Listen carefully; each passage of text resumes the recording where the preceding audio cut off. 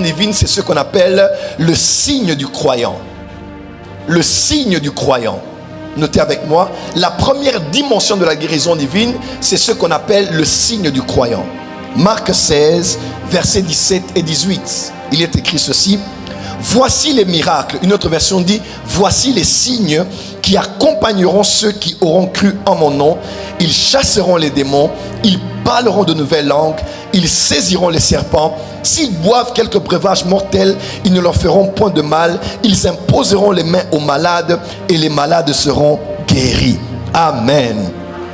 Ici, on voit la guérison donnée aux malades, mais par ceux qui croient au nom du Seigneur. C'est la première dimension de la guérison divine. C'est la guérison qui est accordée à tous les enfants de Dieu, à tous les croyants, à tous ceux qui sont nés de nouveau et à tous ceux qui croient au nom du Seigneur. Déjà, Marc 16, Jésus parle de beaucoup de choses qui vont accompagner ceux qui vont croire en lui.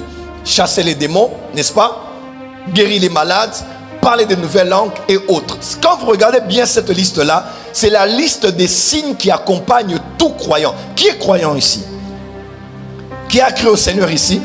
Balance bien la main, dit, moi j'ai cru, je suis un croyant. Et la Bible déclare, voici les miracles. Les miracles en grec, c'est le mot séméon, qui parle de, c'est d'où vient le mot symptôme pour la médecine. Donc voici les symptômes qui vont accompagner ceux qui vont croire au Seigneur.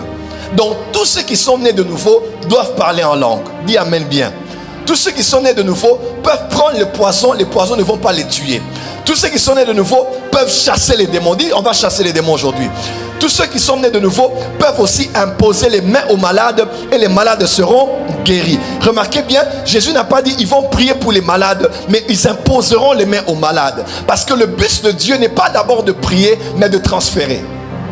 L'apôtre Paul a dit, si je vis, ce n'est plus moi qui vis, mais c'est Christ qui vit en moi. Par application, si je parle, ce n'est plus moi qui parle, mais c'est Christ qui. Et si je touche, ce n'est plus moi qui touche, mais c'est Christ qui. Lorsque je touche une personne, la vie de Dieu qui est en moi est censée être transférée et guérir la personne malade sans même que je n'ai à prier. Dis amen bien si tu crois cela. Ma prière pour toi à partir d'aujourd'hui, même quand l'enfant fait la fièvre, tu poses juste la main sur le front, l'enfant est guéri.